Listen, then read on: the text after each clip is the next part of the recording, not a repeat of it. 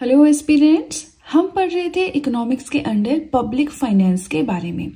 तो यहाँ पे एक छोटा सा इंडेक्स मैंने बनाया है कि इसके अंदर हमें क्या क्या पढ़ना है। फिस्कल पॉलिसी आता है, कंपोनेंट्स ऑफ बजट आता है, budget deficit, budget financing, FRBM act, सब कुछ हमें इसके अंडर पढ़ना है। तो देखिए काफी कुछ हम पढ़ चुके हैं। आज हमें जो पढ़ना है दैट इज पब्लिक डेप्ट, कि पब्लिक डेप्ट क्या होता है, इसके अंदर क्या क्या चीजें आती हैं। तो आपसे बस इतनी सी रिक्वेस्ट है कि वीडियो के साथ में नोट्स बनाएं, आपके लिए काफी ज्यादा बेनिफिशियल ये प्रूव होंगे। देखिए ये जो पब्लिक डेप्ट हमारा टॉपिक है बहुत ही ज्यादा इंटरेस्टिंग और बिल्कुल अंडरस्टैंडिंग बेस्ड है। सो पब्लिक डेप्ट होता क्या है, देखिए अगर आपको याद होगा हमने पढ़ा था कंपोनेंट्स ऑफ बजट 3 होते हैं, government receipts, government expenditure and public डेप्ट। तो government receipts and government expenditure के टाइप्स और एवरीथिंग हम ऑलरेडी पढ़ चुके हैं।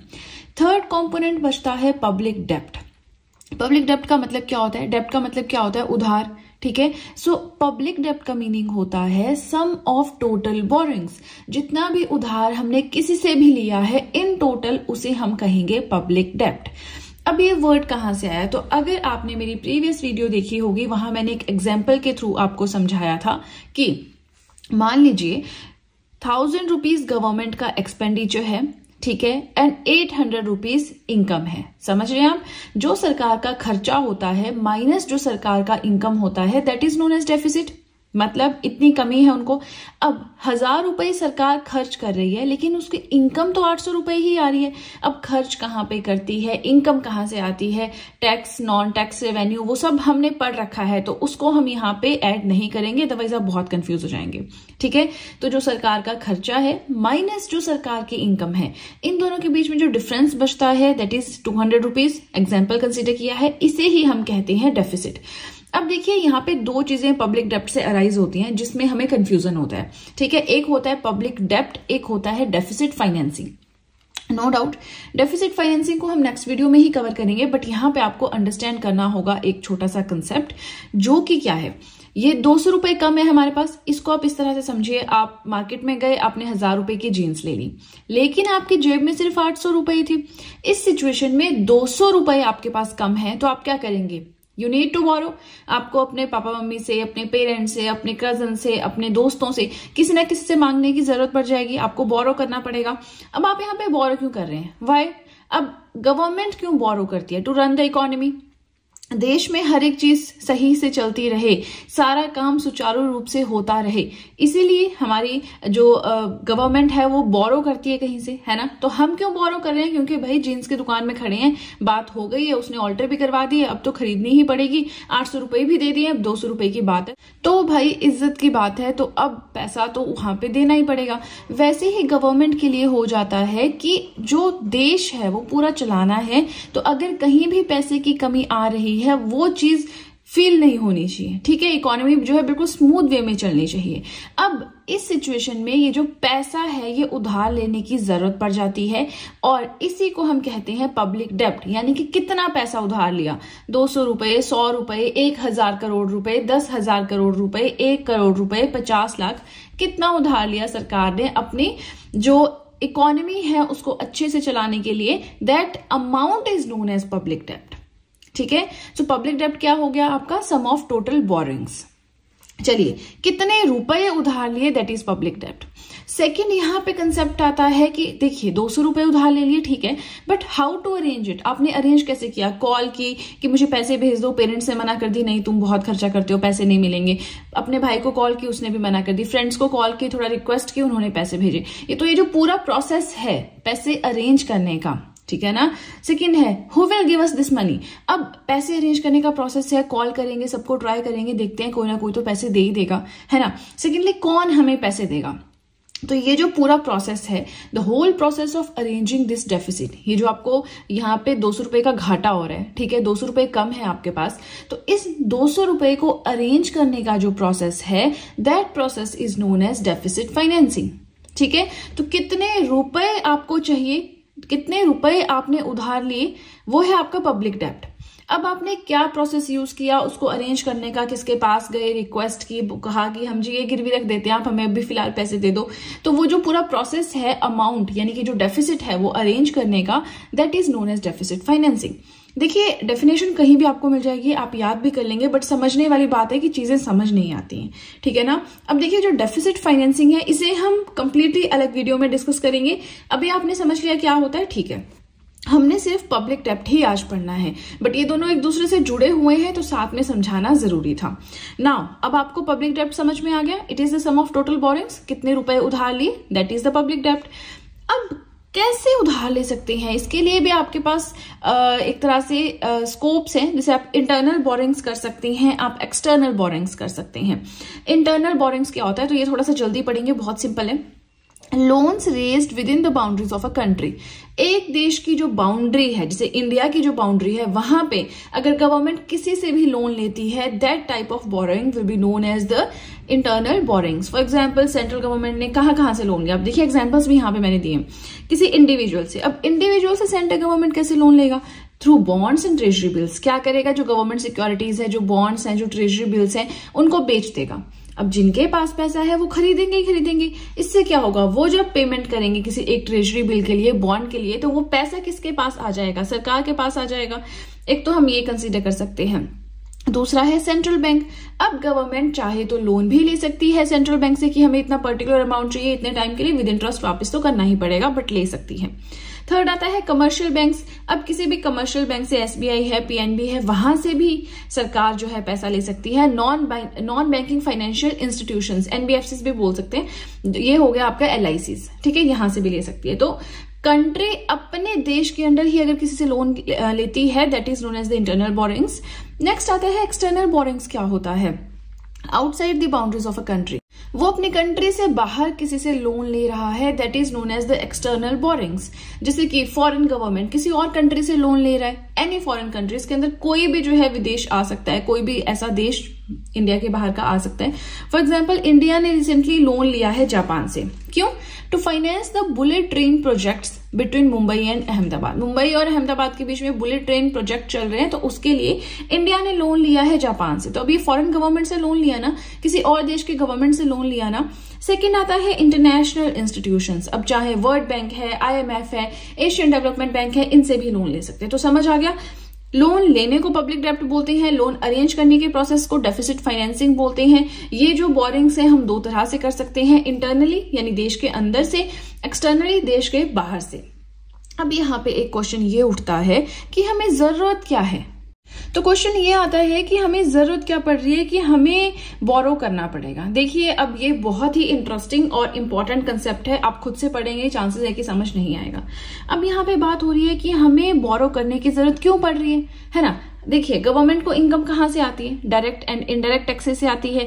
डायरेक्ट टैक्स में आ जाता है आपके पास, जैसे किसी की इनकम पर, किसी बिजनेस पर टैक्स लग रहा है, जैसे कि इनकम टैक्स है, आपका कॉर्पोरेट टैक्स है, आपका जीएसटी है। तो इस तरह से ये टैक्सेस फिक्स होते हैं कि इतना % आपको अपनी इनकम का देना होगा, इतना % जो भी आपको बिजनेस से प्रॉफिट होगा उस पर देना पड़ेगा, सब कुछ फिक्स है।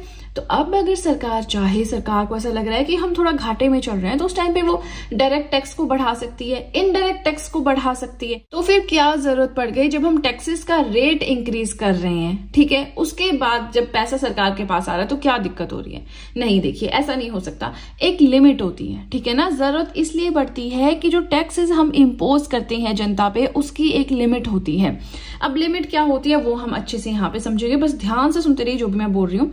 Can not raise taxes beyond a certain limit due to Laffer curve. ये हमारा लेफर कर्व है, ठीक है। तो इसके हिसाब से हमारी एक लिमिट होती है जहां तक हम टैक्सेस का रेट जो है वो बढ़ा सकते हैं। अगर हम उससे ज्यादा टैक्स रेट कर देंगे तो फिर हमारे पास टैक्स कलेक्शन कम हो जाएगा। इस लाइन का क्या मतलब है जो मैंने कहा, चलिए ये है हमारा लेफर कर्व। लेफर कर्व जो है रिलेशनशिप बताता है tax rates and tax revenue के बीच में, मतलब किस % पे, किस रेट पे हमें टैक्स देना होता है। सेकेंडली जो कलेक्टेड रेवेन्यू, उससे जो पैसा इकट्ठा होता है टैक्स इकट्ठा करने के बाद सरकार के पास, उन दोनों के बीच में रिलेशनशिप है, ठीक है।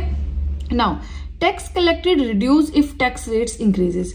अगर टैक्स परसेंटेज या टैक्स रेट इंक्रीज हो जाता है, पहले 3% था अब सीधे 10% हो गया, तो जब टैक्स रेट इंक्रीज हो जाता है तो अमाउंट ऑफ टैक्स, जो पैसा उससे इकट्ठा होता है वो रिड्यूस हो जाता है। ऐसा क्यों होता है, देखिए अब यहाँ पे हम एग्जाम्पल अगर लें, मान लीजिए इन्होंने 5 लाख जो है लिमिट रखी है, ठीक है, 5 लाख लिमिट रखी है कि 5 लाख से ज्यादा जिसकी भी इनकम होगी 1 साल की वो सिर्फ 7% टैक्स देगा। ठीक है, तो अब जिनकी भी 5 लाख से ज्यादा इनकम है वो 7% टैक्स दे रहे हैं। सब कुछ बढ़िया से चल रहा है, सरकार के पास बहुत ज्यादा पैसा इकट्ठा हो रहा है। ठीक है, बहुत ज्यादा पैसा इकट्ठा हो रहा है, सब बढ़िया खुश है। लेकिन अब क्या हुआ, अब डेफिसिट की प्रॉब्लम आ गई, बोरिंग करनी पड़ रही है, उधार लेना पड़ रहा है। तो इस केस में सरकार सोचती है कि चलो बढ़ा देते हैं टैक्स रेट। तो अब क्या किया, अब इन्होंने क्या किया, टैक्स रेट बढ़ा दिया और वो कर दिया 10%। यही चीज हम यहाँ पे पढ़ेंगे। ठीक है ना, अगर टैक्स रेट बढ़ाया तो टैक्स कलेक्टेड कम हो जाएगा। कैसे कम होगा, अब इन्होंने टैक्स रेट बढ़ाया तो अब इनकम भी तो बढ़ानी पड़ेगी। 5 लाख वाला 10% थोड़ी टैक्स देगा। अब मान लीजिए इन्होंने यहाँ पे कर दिया 8 लाख रुपए। ठीक है ना, अब इन्होंने कहा कि 5 लाख पे पहले 7% टैक्स देते थे, तो अब ऐसा कीजिए 8 लाख या उससे ज्यादा जिसकी इनकम है वही 10% टैक्स देगा, उससे कम वाले नहीं देंगे। अब देखिए ऐसे बहुत सारे, अब देखिए हमारी इकोनॉमी कैसी है, मिडिल क्लास लोग ज्यादा हैं, तो सारे मिडिल क्लास लोग तो 5 से 8 के बीच में कवर हो गए। अब 8 लाख से ज्यादा कौन बचते हैं, एग्जाम्पल दे रही हूँ, जिनकी इनकम ज्यादा है तो अब वो 10% देंगे। अब जिनकी इनकम ज्यादा होती है वो अच्छे से अलग अलग तरीके जानते हैं कि टैक्स को कैसे अवॉइड किया जा सकता है। ठीक है, तो वही चीज यहाँ पे लिखी गई, अगर टैक्स रेट्स को बढ़ा देंगे ना तो टैक्स कलेक्टेड कम हो जाएगा, क्योंकि टैक्स अवॉइडेंस आ जाएगी। यहाँ पे हमने टैक्स रेट बढ़ाया तो ये कैपिंग भी बढ़ानी पड़ी, जिसकी वजह से टैक्स कलेक्टेड कम हो जाएगा, क्योंकि लोगों को पता है टैक्स कैसे अवॉइड करना है। अमीर लोगों को तो पूरी नॉलेज होती है, उनके पास तो प्रॉपर सीएस होते हैं। लेकिन अगर हम टैक्स रेट घटा देंगे, अब हमने मान लीजिए यहां से फिर से हमने वापस 5 लाख 7% कर दिया, टैक्स रेट घटा दी, इससे क्या होता है, more citizens will come under tax net. ये जो टैक्स देने की ब्रैकेट होती है ना, इसमें ज्यादा लोग आ जाते हैं। अब मैक्सिमम देखिए जो गरीब लोग हैं वो तो 2-3 लाख 1-2 लाख इतना कमाते होंगे साल का। अब यहाँ पे आ गया मिडिल, आम जनता जो है, मिडिल क्लास लोग जो है 5 से 8 लाख के बीच में, तो 5 लाख से ज्यादा जो भी लोग हैं फिर से वो 7% टैक्स देंगे। तो इसमें देखिए कितने ज्यादा लोग फिर से कवर हो जाएंगे इस ब्रैकेट में, बहुत इस टैक्स नेट में बहुत सारे लोग इंक्लूड हो जाएंगे। अब क्योंकि टैक्स रेट इंक्रीज कर दिया है, लोग बहुत ज्यादा इंक्लूड हो गए हैं, तो अब टैक्स ऑब्वियसली जो कलेक्टेड रेवेन्यू बढ़ जाएगा। ठीक है, तो इसे कहते हैं लेफर कर्व। अगर हम टैक्स रेट बहुत ज्यादा बढ़ा देंगे, ठीक है, तो बहुत अमीर लोग ही उसमें फॉल करेंगे उस कैटेगरी में, और अमीर लोग तो अच्छे से जानते हैं tax avoidance methods. I hope आपको ये कंसेप्ट समझ में आया है, क्योंकि ये इंपॉर्टेंट चीजें हैं। ठीक है ना, इसलिए हमें जरूरत पड़ती है बोरो करने की। क्यों, क्योंकि डायरेक्ट एंड इनडायरेक्ट टैक्स को एक लिमिट से ज्यादा आप नहीं बढ़ा सकते हो ड्यू टू लेफर कर्व। ठीक है ना, देयरफॉर अब जब डेफिसिट होगा तो बोरो करना पड़ेगा। कई बार क्या होता है, अनफॉर्चुनेट सर्कमस्टांसेस हो जाते हैं, जैसे युद्ध हो गया या कोविड-19 आ गया। अब कोविड-19 आया था तो क्या हुआ था, सब लोग घर पे बैठ गए थे, इकोनॉमिक एक्टिविटीज रिड्यूस हो गई थी, टैक्स कलेक्शन एक तरह से बिल्कुल खत्म हो गया था, तो हमारे पास खर्चे तो वैसे ही हो रहे थे, है ना। अब जैसे लोगों को इनकम है, सैलरीज तो जा ही रही थी, हाँ बेशक कट आके जा रही थी, जा तो रही थी, लोगों को पेंशन जा रही थी, थोड़ी कम जा रही होगी बट जा तो रही होगी। तो अब ऐसी सिचुएशन में सरकार का खर्चा हो जाता है ज्यादा, इनकम तो बहुत ही कम हो गई, तो यहाँ पे सिचुएशन अराइज होती है कि अब सरकार को बोरो करना पड़ेगा। ठीक है, आई होप आपको ये कंसेप्ट समझ में आया है। देखिए सिंपल, स्टार्टिंग का तो बहुत ही सिंपल था कि पब्लिक डेब्ट क्या होता है, डेफिसिट फाइनेंसिंग क्या होती है, ये 2 चीजें हमने समझी सबसे पहले। पब्लिक डेब्ट, डेफिसिट फाइनेंसिंग बहुत ईजी है। इंटरनल बोरिंग्स, एक्सटर्नल बोरिंग्स, ये तो उससे भी ज्यादा ईजी है।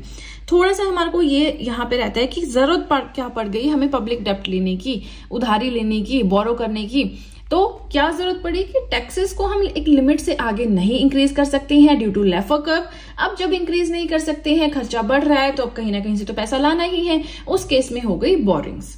ठीक है ना, अब हमें नेक्स्ट पेज पे क्या पढ़ना है, अब हमें नेक्स्ट पेज पे पढ़ना है कि ये जो पब्लिक डेब्ट यानी जो ये उधार लेने वाला, बोरो लेने वाला कंसेप्ट है, इसके क्या पॉजिटिव इंपैक्ट्स हैं, क्या नेगेटिव इंपैक्ट्स हैं। देखिए जब सरकार के पास पैसा आएगा तो डेवलपमेंट भी तो होगी, तो उसके पॉजिटिव एस्पेक्ट्स भी हैं, एम्प्लॉयमेंट अपॉर्चुनिटीज जनरेट होंगी, इन्वेस्टमेंट और बढ़ेगी।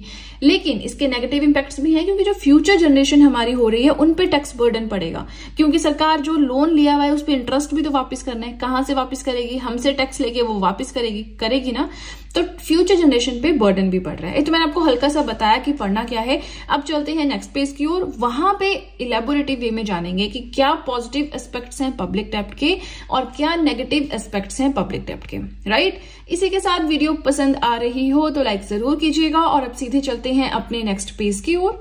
Now what are the different aspects. पहले पॉजिटिव एस्पेक्ट्स कवर करते हैं। बहुत ही सिंपल है, आपको लग रहा होगा यहाँ पे क्या क्या ड्रॉ किया है, बहुत ही सिंपल है क्योंकि शॉर्ट में लिखा है तब ऐसा लग रहा होगा। अब पॉजिटिव एस्पेक्ट में बात करें, इंडियन गवर्नमेंट, सेंट्रल गवर्नमेंट ने लोन लिया, इंफ्रास्ट्रक्चर प्रोजेक्ट्स के लिए, बड़ी बड़ी बिल्डिंग्स बनानी है, कंस्ट्रक्शन करनी है, इसलिए। Now it created a multiplier effect on the economy. Economy पे बहुत अच्छा इफेक्ट पड़ा इस चीज का, मल्टीप्लायर इफेक्ट पड़ा। एक अच्छी चीज नहीं हुई, बहुत सारे अच्छे एस्पेक्ट सामने निकल कर आए। कैसे आए सामने? हमने तो लोन लिया, हमें तो इंटरेस्ट उस पर वापस करना है, हमें क्या फायदा हुआ इससे? चलिए फायदे गिनते हैं। इंफ्रास्ट्रक्चर प्रोजेक्ट के लिए लोन लिया था।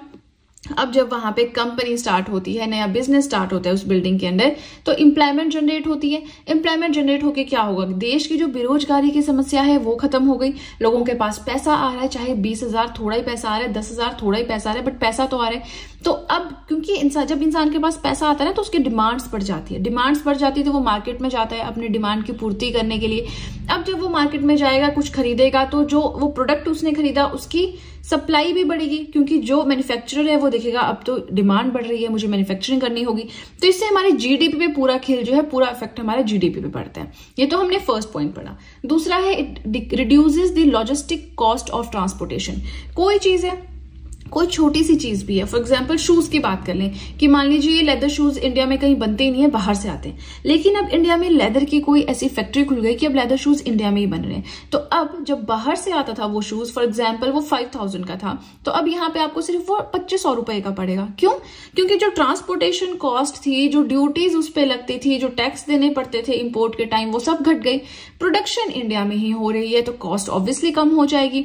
होता है ना कि जो चीज हमारे लोकली होती है हम उसकी वैल्यू नहीं करते, क्योंकि हमें पता है अबंडेंस में पड़ी है। तो अब जब अबंडेंस में थोड़े टाइम में लेदर की शूज हो जाएंगे तो उसकी रेट और भी घट जाएंगे। तो जो ट्रांसपोर्टेशन कॉस्ट है वो रिड्यूस हो रही है। इन शॉर्ट इतना समझ लीजिए। नेक्स्ट पॉइंट आता है economy will attract for the investment for another similar projects. अब और कंपनीज देखेंगी कि, और कंट्रीज देखेंगी कि यहाँ पे इंफ्रास्ट्रक्चर प्रोजेक्ट मैन्युफैक्चरिंग हो रही है जी, है ना, शूज मैन्युफैक्चरिंग हो रही है, तो हम भी क्या करते हैं, यहाँ पे इन्वेस्ट करते हैं। यहाँ पे रॉ मटेरियल इजीली अवेलेबल है, तो हमें यहाँ पे अपना प्लांट लगाना चाहिए, हमें काफी प्रॉफिट होगा। तो बहुत सारे ऐसे बाहर से कंट्रीज से ऑफर्स आएंगे कि आप यहाँ पे इन्वेस्टमेंट करेंगे हमारे देश में सिमिलर प्रोजेक्ट्स के लिए।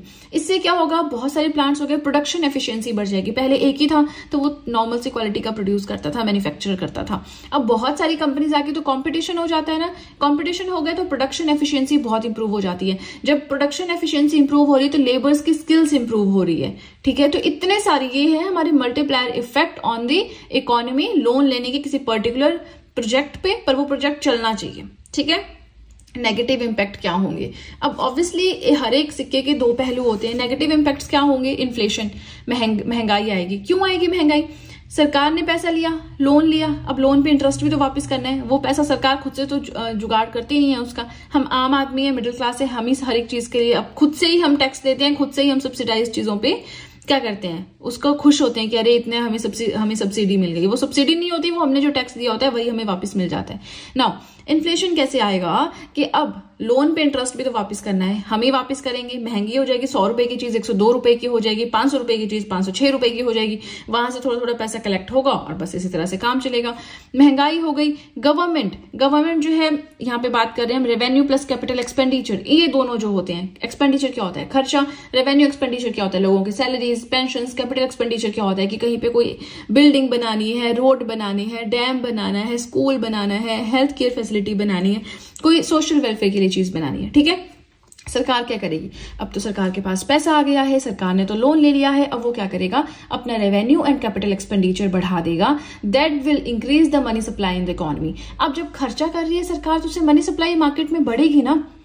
लोगों को सैलरीज थोड़ी सी बढ़ा दी, थोड़ी सी सबकी पेंशन बढ़ा दी, ठीक है, थोड़ा सा जो है स्कूल कहीं पे ओपन कर दिया, तो इससे क्या होगा कि मनी सप्लाई मार्केट में इंक्रीज होगी, लोगों की सैलरीज बढ़ गई, उनके पास ज्यादा पैसा आ गया, वो ज्यादा पैसा यूज करेंगे, मनी सप्लाई मार्केट में बढ़ गई, जिससे डिमांड जो है गुड्स एंड सर्विसेज के लिए इंक्रीज हो जाएगी। और ये क्या है? हमारा इन्फ्लेशन का इंपैक्ट है।